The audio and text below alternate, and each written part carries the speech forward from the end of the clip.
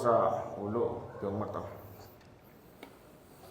Ama na kong Ginoo, Lord, salamat Ginoo sa karong gabi una Ginoo. Salamat sa imong kamaayo Ginoo. Salamat sa imong dakong grasya Ginoo. Lord, karong gabi una akong gihangyo Ginoo nga ikaw magauban kanamo karong gabi una Ginoo. Kung Lord, ikaw makigstorya karong Ginoo. Himuha imong pulong nga buhi Ginoo. Wala lain akong ikadugang kundi ang imo lang pulong Ginoo. Lord, tabangi ako Ginoo nga matilud-anon sa imong pulong Ginoo. Ang imong pulong nga mahubad Ginoo ug masabtan kanamo Ginoo. Kung unsa kadagaya sa imong grasya Ginoo. Lord, salamat Ginoo sa pribilehyo nga ako imong gigamit karon gabi una sa pagpadayag sa imong gugma ug grasya Ginoo. Lord, akong pagampo nga ang mga katawhan Ginoo mamati sa imong pulong Ginoo. Lord, ubani ako Ginoo. Tagay ako kusog Ginoo sa paghuman sa imong mensahe Ginoo. Wala lain ang himayaon kundi ikaw lamang Ginoo karong gabi una. Lord, salamat Ginoo sa oportunidad Ginoo nga kami makapamati sa imong pulong Ginoo. Dalaygon ka Ginoo sa katapusan sa ngalan ni Jesus. Amen. Amen. So, aton title karong gabi una, no? As Pastor Jericho assigned to me, spiritual reset, no? Identity in Christ, no? So man ang spiritual reset. Ang akong may bawaan nga reset kana ra yung mag-reset ta sa tong cellphone, di ba? When we speak about reset, we will want to restore, no, to the original setting. And mo na ang tumong karong gabi una sa tumong karong gabi una, no, nga we need spiritual reset. Ngano man. Kay ang cellphone sama sa cellphone nga kinahanglan yun siya i-reset kay nakurap na sa virus or hinay na yang paggana. Ang spiritual reset kinahanglan ta mabalik sa unsang original kay nakurap na mata sa sala. Di ba? Kinahanglan ta mabalik sa original nato nga design sa Ginoo. Ug mao na may gisuon nga kaning identity in Christ is very important sa tuwa. Kinsa man ta diha ni Kristo. Ug atong isgutan before nato ma-appreciate ang Ephesians chapter 2, no? Masabtan nato gituyo na ni Pablo nga pagsugod na sa Ephesians chapter 1, grabe kayo ang mga panalangin gihatag sa ato ang Ginoong Dios. Ug pag-abot sa Ephesians chapter 2, no? Makurat ka kay it started with the word I knew were dead, no? Murabag, mas maklaro nato o mas ma-appreciate nato ang grasyas Ginoo kung makita nato unsa ta kaniadto. Di ba? Kung taga na itong ilustrasyon, ang diamond, mas tagingting na kung ang background sa diamond black, no? Mas maklaro nimo ang pagka-diamond kung ibutang nimo na adto ka sa mga jewelry shop, imo na ibutang diya sa panapton nga black para maklaro gyud ang iyahang pagka-diamond. Ug yun ana na siya, no? Tagaan na to background ang Ephesians chapter 2 kung makita na to atong kinabuhi kaniadto nga unsa ta sa wala patadiha ni Kristo, no? So, introduction, many people today want a better version of themselves. They want improvement, motivation, discipline, inspiration, no? But the Bible does not say we need improvement. The Bible says we need a reset. A reset means returning something to its original design because it has been corrupted. You don't reset a phone because it is slow. You reset it because the system is broken. You don't repaint a condemned house, you tear it down and rebuild it. That is exactly what Paul teaches in Ephesians chapter 2. Sin did not make us weak. Sin did not just make us confused. Sin made us dead. And dead people don't need advice, they need resurrection. So, umasabtan nato may gisuon sa wala patadya ni Kristo, kitang tanan, according sa Ephesians chapter 2, we are dead. Atong basahon may gisuon, no? Sa atong teksto karon sa Ephesians chapter 2 verse 1 to 22. Can you please? Nanam dito rin. Atong basahon, dungano itong basa may gisuon, no? And you were dead in the trespasses and sins in which which you once walked, following the course of this world, following the prince of the power of the air, the spirit that is now at work in the sons of disobedience, among whom we all once lived in the passions of our flesh, carrying out the desires of the flesh and the mind. And we were by nature children of wrath, like the rest of mankind. But God, being rich in mercy, because of the great love with which He loved us, even when we were dead in our trespasses, made us alive together with Christ. By grace you have been saved, and raised us up with Him, and seated us with Him in the heavenly places in Christ Jesus, so that in the coming ages that He might show the immeasurable riches of His grace in kindness towards us in Christ Jesus.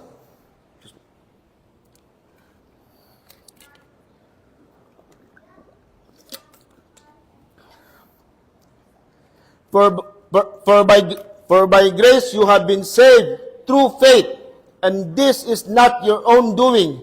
It is the gift of God, not a result of works, so that no one may boast. For we are His workmanship, created in Christ Jesus for good works, which God prepared beforehand that we should walk in them. Therefore, remember that at one time you Gentiles in the flesh, called the uncircumcision by what is called the circumcision, which is made in the flesh by hands. Remember that you were at that time separated from Christ, alienated from the commonwealth of Israel, and strangers to the covenant of promise, having no hope, and without God in the world. But now, in Christ Jesus, you who once were far off have been brought near by the blood of Christ.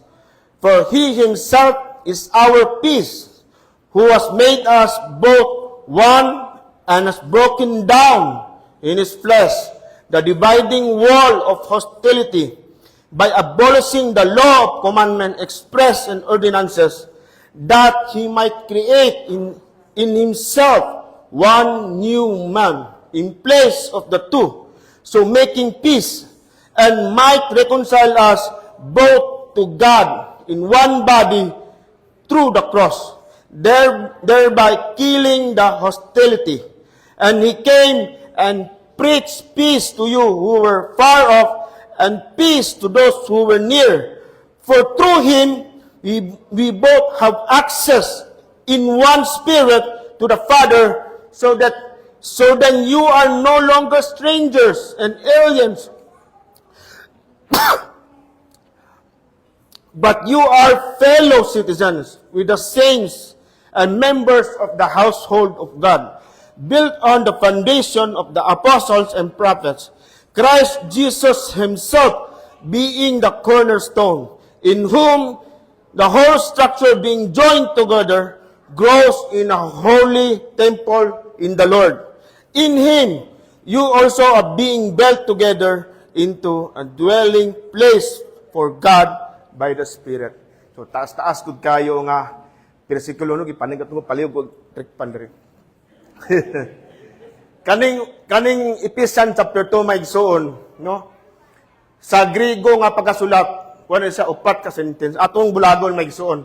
Kay, dili man ako ni verse by verse nga pag-explain, kay taas man kayo. So, what I'm going to do is paragraph expository. Gigroup na ko ang mga verses into 4 sa Griego, upat ni sa ka-sentence lang. Ang first sentence is makita nato diri sa Ephesians chapter 2 verse 1 to 7. No?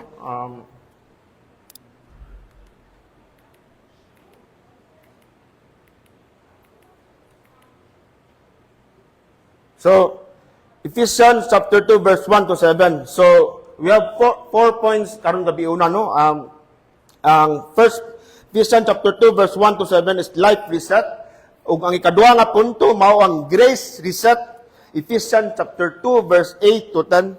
And the third point is relationship reset, Ephesians 2, verse 11 to 18. And ang kaupat na punto is belonging reset, Ephesians chapter 2, verse 19 to 22. Taas ka na may igsoon, pero dili mo na ito pwede bulagon. Aron may bawa na ito, kinsa nagyuta diha ni Kristo. No, it's very important. So, sugod ta may igsoon sa life reset, no? From death to life. Paul begins with our spiritual condition before Christ. We were what? Dead in sin. No, we're not sick.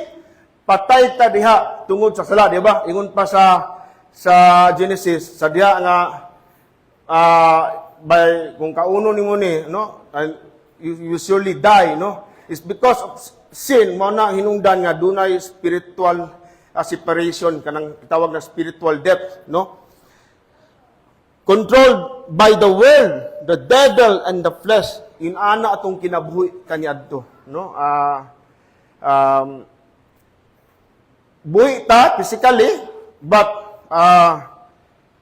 mura tag zombie wa. Buhi pero wala gyud lain nato buhaton kundi no, we are controlled by the world, the devil and the flesh. Ang atong kinabuhi sa una dili gyud ta makapahimuot kay ang atong mga kinaiya, no, ato ang mga habit o mga gabuhaton na kontrolar diha sa kalibutan, sa sistema sa kalibutan ug sa kaaway na impluwensyahan ta. Wala lang kay balo ang mga tawo na migsuon.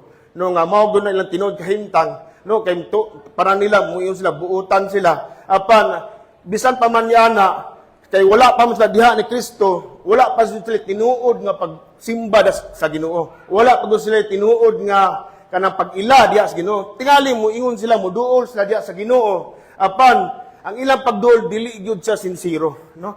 Mao na ang kinaiya nato kaniadto, no? Sa una wala pa ko na kung ato ning batag testimony sa wala pa ko diha kang Kristo, no?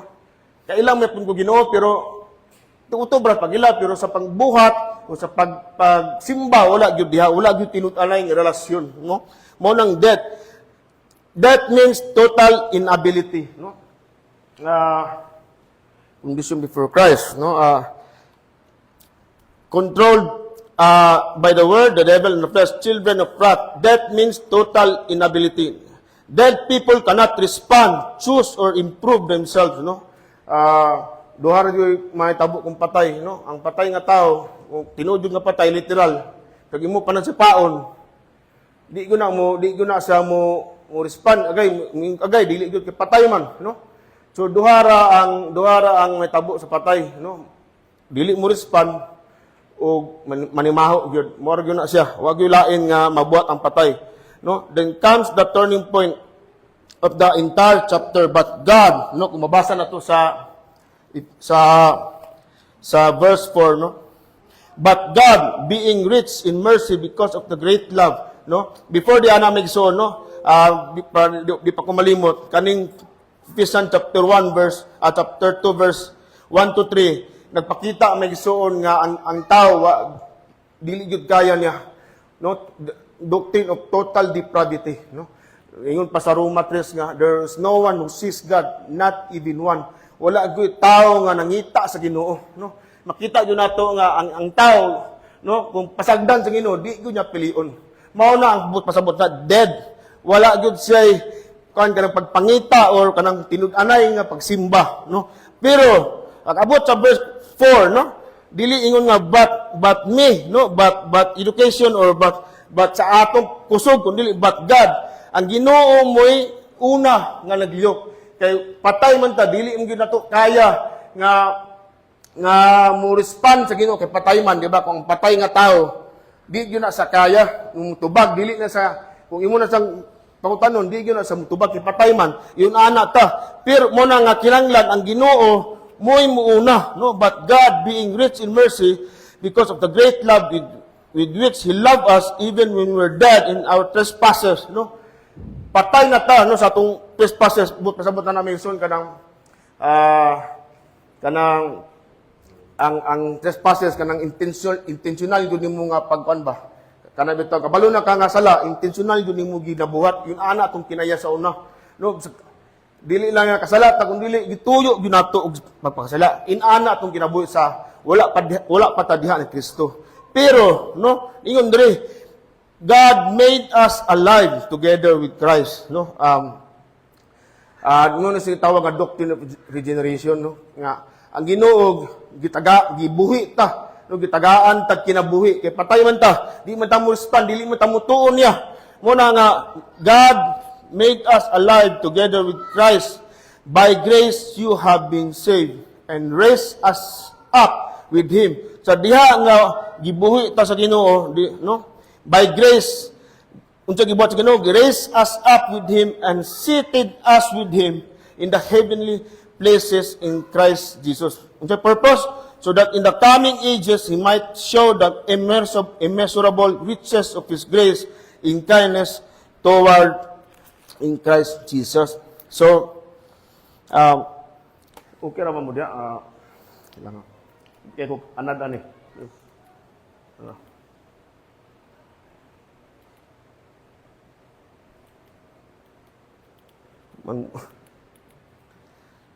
Palihog ko, Mark.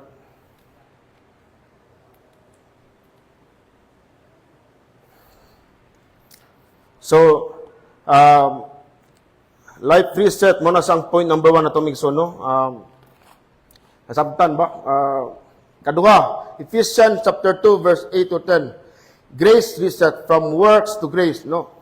So, from works to grace, Paul now explains how this new life happens. Salvation is by grace through faith, not from ourselves, not by works. Why? Because no one may boast, no? Grace removes pride and creates humility, but grace does not produce laziness. Created in Christ Jesus for good works.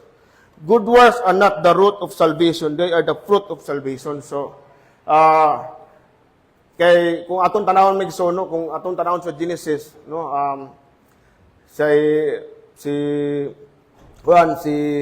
Adan ug si Iban, no, sa diha nga kasala na sila, unsa ilang gibuhat, no, buhat sila og fig leaves para ilang tabunan ilang sala, ilang kagulingon, no, pero mo na ang gibuhat sa religion, malingkamot ta nga natay mabuhat, pero ang grasya sa Ginoo, no, nga wa gyud tay mabuhat, ang Ginoo gyud mismo mooy kuan gyud kanang naglihok, no. So we do not work to be saved, we work because we are saved, no. Ang episo megso, no, kung sa Galatians manggod o sa Roman dito ko sa iba, ang Romans, no, ang gospel diha gina explain, no, ang maayong balita. Pag-abot sa Galatians, mao na siya ang diha gipinsahan ni Pablo. Pero pag-abot sa Efeso, no, diha gipakita sa Ginoo kung unsa ang maayong balita, no. Diha gipakita sa Ginoo nga unsa ang kadagaya sa ingrasya, no, kung unsa yang plano sa diha nga iyang gipakita ang maayong balita nga ang tumong sa atong Ginoong Hesus mao nga hiusaon niya ang tanan, no, to unite everything under heaven and on earth, no. Mo na ang gusto sa mahitabo sa Ginoo, ug mo na migsuon nga makita nato migsuon nga importante kayo nga mubalik ta, no, nga masabtan nato unsa gyud ang identity nato diha sa ato diha kun ana ta diha kang Kristo. Kay kung atong tanaw ng Ephesians ang chapter 1 o chapter 1 to 3 mo na sa doktrina, no, ug ang chapter 4 to 6 mo na siya ang application. Ug importante naton ang masabtan maigsuon nga gihatag ni Pablo diha sa chapter 1 to 3 kung kinsa ta diha sa Ginoo. Gideklarar na ta diha sa Ginoo kung kinsa ta, ug aya kung kay gideklarar naman ta sa Ginoo nga mao na kita, ug mao na pag-abot sa chapter 4 to 6 mo na nga atong buhaton, di ba? Wala ta gingon nga buhatan para mabilong ka, kundi you belong already, that's why you behave like this, no? Bilong na ta, gideklara na ta sa Ginoo diha sa chapter 1 ug padulong sa chapter 3 kung kinsa ta. Ug aton nang masabtan magsuon nga kung ato nang basahan ng Ephesians, gwapo kay sa chapter 1, makita nato nga gihatag diha sa Ginoo kung unsa ka daghan nga mga benepisyo kung kita diha giluwas sa Ginoo. Gipili na tadaan, gipredestine na tadaan, gisilyuhan na ta sa balang spirito, o diha sa chapter 1 gipakita unsa ang salvation nato diha sa atong Ginoong Hesus. Pero pag abot sa chapter 2 gipakita diha kung kinsa ta kaniadto sa wala pa ta diha sa atong Ginoong Hesus, no? Sa chapter 2 magsuon kita nato diha nga nagsugod sa you were dead, no? Wala dira giingon nga you were sick, no? Ingon diha nga you were dead, patay ka diha kaniadto nga wala pa ta diha sa ato ang Ginoong Hesus. But pasabot ana aming gisuon, no? Atong kinabuhi kaniadto nga wa patay relasyon sa Ginoo, patay ta, no? Kay tungod sa atong sala. Ang sala mo nakapahimulag sa tuwa, di ba? Mao man hinungdan nga separate ta sa presensya sa Ginoo. Ug busa kay tungod sa sala mo nagdumala sa tuwa ang kinabuhi kaniadto. Ang unsay gibuhat sa kalibutanon mo atong sundon kung unsay uso mo na atong ginabuhat, no? Inaana atong kinabuhi kaniadto. Ug wala gyud tay paglaom kay atong kinabuhi kaniadto na-influensahan ta sa kaaway. Ang kaaway mao ang hari ang kalibutan nga ang Satanas mo nag-impluwensa sa atong kinabuhi, dili na makita sa mga tao pero wala sa lain mabuhat kun dili ang kalibutanon nga kuan kanang pagkinabuhi. Ug mao na nga kay nakita man sa Ginoo nga wa gyud paglaom, wa gyud tay paglaom, mao na nga ang Ginoo mo'y nangitag pamagi, no? Ningon pa sa Roma 5, so while we were still sinners, Christ died for us. Sa diha nga makasasala pa ta nagpakamatay atong Ginoong Hesus. Mao na nga pag-abot sa bersikulo 4, but God, no? Mao ni pinaka kuan nga turning point nga tungod sa kadako sa grasya ug gugma nga iyahang itang gikuan, iyahang gibubo yang gugma, ug mao na nga kita kabatunta sa kinabuhi nga kaning made us alive, no? Patay man ta ang Ginoo mi nangitag pamagi. Mao na nga sa Ephesians chapter 2 verse 1 to 7 mo ni tawag life reset. Kinahanglan ta tagaan og kinabuhi sa Ginoo. Aron kita mo respond, no? Kay say magunahuna magud ta nga nituo ko sa Ginoo, no? Kay kung tan-aw nimo ang doktrina nato, mag-una yun na ang doctrine of regeneration, but pasabot na nga tagaan sa kinabuhi sa Ginoo, aya pamutuo. Kay kung ato makita, no, nag-una ang made us alive after sa faith. No, kung ato mabasa sa 8 to 10, nag-una nga kinahanglan ka tagaan kinabuhi sa Ginoo aron kita mutuo diya pinaagi sa grasya. Mao na nga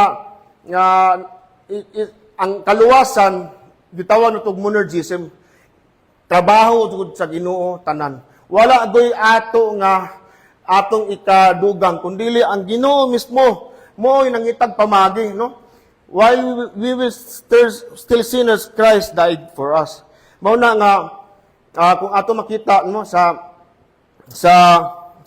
diha nga silang Adan nakasala og silang iba, no? Kung panahon nga imo ning kaunon, no?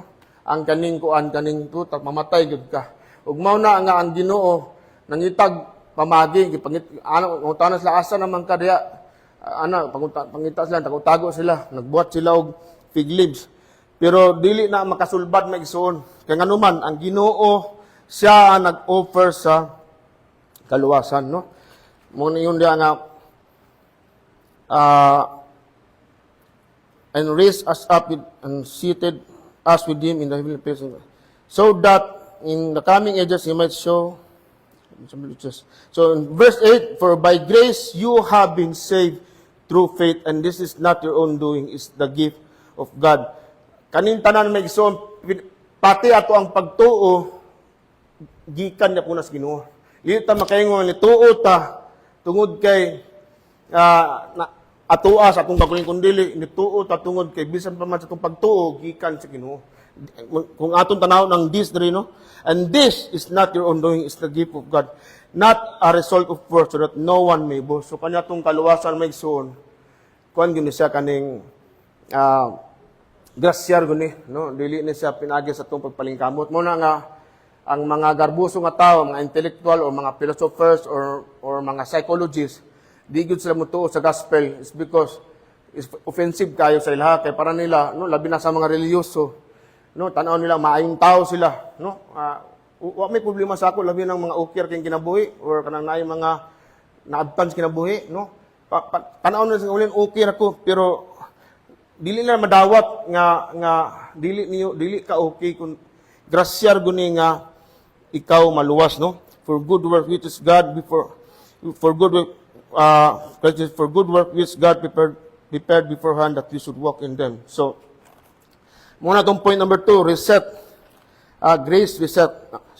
So, number 3, relationship reset. Ephesians 2, 11 to 18. Ingon diya nga, wala lang taluwasas Ginoo, no? But, ang flow manggudani, no? Nga, giluwas ta, o gidala ta sa usa ka kuana kanang wala nay division ba gidala ta sa usa ka ang Ginoo na-create og one new nga humanity no atong basahon therefore remember that one time no, you Gentiles in the flesh called uncircumcision by what is called the circumcision which is made in the flesh by hands. Remember that you were at that time separated from Christ, alienated from the commonwealth of Israel and strangers to the covenant of promise, having no hope and without God in the world. But now, no, karon, in Christ Jesus, you who once were far off have been brought near by the blood of Christ. Si Paul ano nag-isgot sa bahin sa Gentiles, no, kaya ang Gentiles sa temple, diya argo sila sa gawas, no, dili sila maka sulod sa inner kuan sa outer court. So karon tungod ni Kristo, no, nga kuan there is one body, no, and might reconcile us both to God in one body through the cross, thereby killing the hostility, and he came and preached peace to you and who were far off, and peace to those who were near. So for through him we both have access in one spirit to the Father. So from far to near, Paul now moved from personal salvation to corporate reconciliation. Gentiles were separated from Christ, excluded from God's people, without hope, without God. But now, no, you were far off, have been brought near by the blood of Christ. No, Christ is our peace, broke down the dividing wall, killed hostility at the cross, created one new humanity. So the gospel reconciled us vertically to God and horizontally to one another. So munang relationship reset, no, ikan wala nang tagiluwas sa Ginoo, no, vertically giayo po datong relasyon sa usa-usa. So the cross removed both guilt and hostilities. Kaupat may son belonging reset. Ephesians chapter 2 verse 19 to 22 nagingong diya nga so then you are no longer strangers and aliens, but you are fellow citizens with the saints and members of the household of God, built on the foundation of the apostles and prophets, Christ Jesus himself, being the cornerstone, in whom the whole structure being joined together grows into a holy temple in the Lord. In him you also being built together into a dwelling place for God by the Spirit.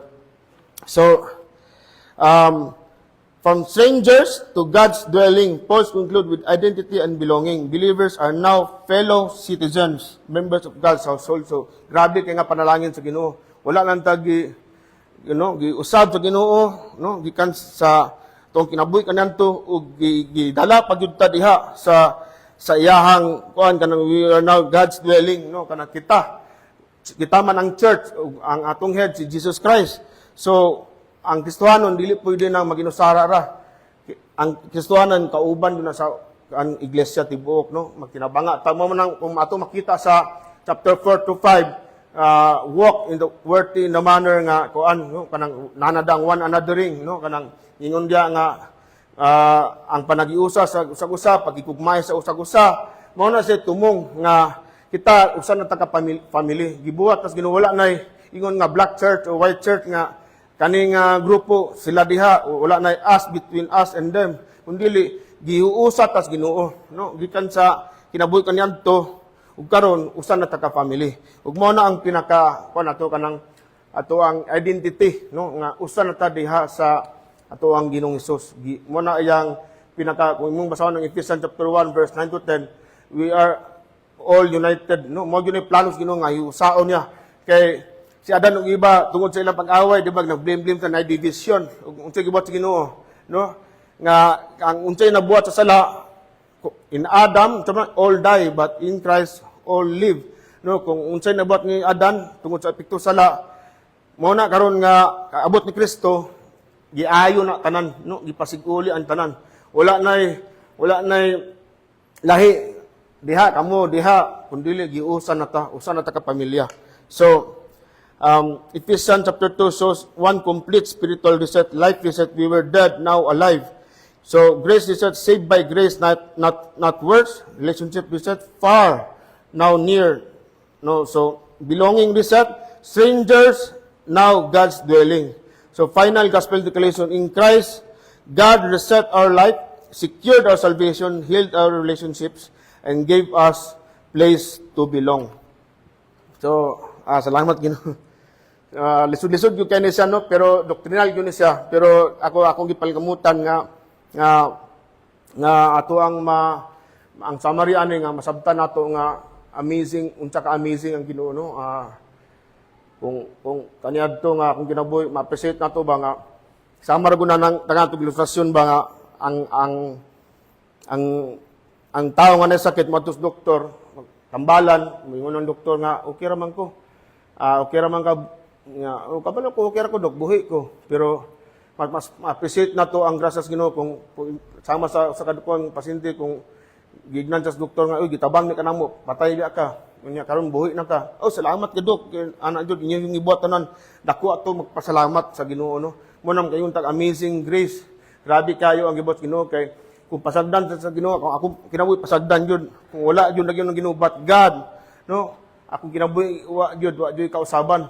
Pero tungod sa kagugmas Ginoo, makaingon ko grabe ang grasya sa Ginoo, no, nga karon giandam sa Ginoo akong kinabuhi nga gamiton ko kanang iyon nga you are saved for good works. You are not saved by good work but for good works. Giluwas ka aron para magbuhat og maayo. Dili kay kana manggong ora ba kung sa kuan mubuhat dili ingon nga mubuhat og pan, no? Para ignon ko bikir ko kun dili bikir ko mo nang mubuhat og pan. So kita Kristohanon ta, magbuhat ta og mga mayo, dili tungod kay para i-prove nga Kristohanon. Kristohanon ta mo nang mubuhat ta og mayo, dili kay mubuhat ta og mayo para mahimo tang Kristohanon, no? Kun dili nagbuhat ta og kaning mayo tungod kay Kristohanon ta. Resultan lang na sa ato ang pagbuhat og mayo. Ug mo na nga wala lang diha nagkutob may igsoon nga kita mga Gentiles man ta og wala ta kakabahin sa planos Ginoo pero apan giapil ta, no, giapil ta kung ang Gentile sa Gudyo duha man nakaklase nga tao pero pag-abot kang Kristo iyang giusa og mo nang one new humanity ug wala lang diha nagkutob kuan pagyud ta kita ang dwelling place, kita ang murag lakip na ta sa usa ka church, no, ang which is Christ Jesus mo'y head. Mao na kita karon, no, mo nang dili pwede nga maginautay, magtinabanga jud ta kay usam ta kalawas. Kung ato mabasa sa Ephesians chapter 4 or 5, na diha nga unsa ang mga roles sa mga mga evangelist ana we have different gifts. So inana mag-function ang family, no, ang makita nato ang Ephesians yun ana mag-function ang family, magtinabanga, magigugmaay kay usa naman ta ka pamilya karon, no. So I hope nga dili na ta mo balik sa atong identity nga wala pa ta diha kang Kristo, no, kay usahay makalimot ta nga atong identity Kristohanon na kita pero ang atong kinaya mo lang pong kanya nga wa pay Kristo. Kinahanglan atong ningon pa diri sa chapter 4, walk in a manner worthy of your calling, no, pag kinabuhi na nga naa na diha si Kristo ang kinabuhi. So mo na nga ang atong identity kinahanglan ato yun ibutang diya kang Kristo, nanata diya kang Kristo. So atong kinabuhi kinahanglan doon na nay kausaban. Amen ba? So daghan kay atong kuan ani mga doktrina, no? Doktrina sa depravity, doktrina sa by grace to faith alone ang kaluwasan pinagis pagtuo, ug doktrina sa ecclesiology, no, a doctrine of the church sa verse 19 to 22. So doctrinal yun kini siyang Christians, but ako mismo na-appreciate na ako ni nga kung unsa yun ang una-una sa Ginoo, giunsa niya pagkuan ang gipadayag diri ang maayong balita, no, giunsa ta niya pagluwas. O kaingon ko nga sige ko kanta-kanta, Amazing Grace, how sweet the sound, no, how wretched I am, no, kanang unsa ko kadautan kaniadto pero imo kong giluwas. So mo na migson, salamat sa Ginoo. Magampo ta.